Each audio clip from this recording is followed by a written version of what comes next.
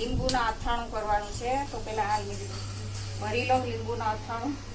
થોડાક તો ભરાઈ ગયા, હવે થોડાક બાકી રહ્યા તો એનો મસાલો ઘટ્યો એટલે હવે પાછું મેં થોડોક કરી લઉં. તો આમાં હું ખટાશ, મીઠાશ, તીખાશ ત્રણેય વસ્તુ નાખીએ તો સરસ લાગે એમ. અડધા તો ભરાઈ ગયા.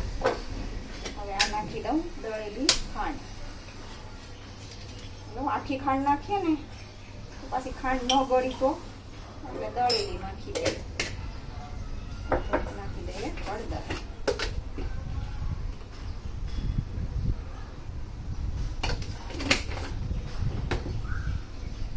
લીંબુ ફાડીને તૈયાર જ રાખ્યા હતા.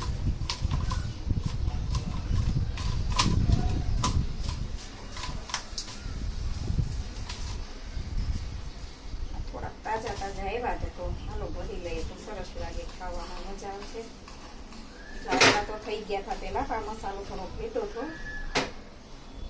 પાછો કરીને નાખી દઈએ.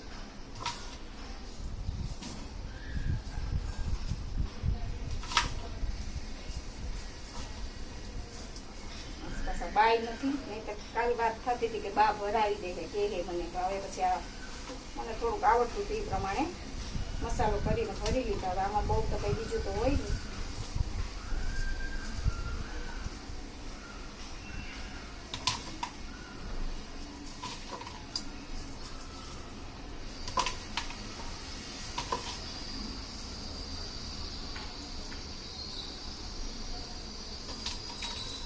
આપણા અથાણા લીંબુના ભરાઈ ગયા.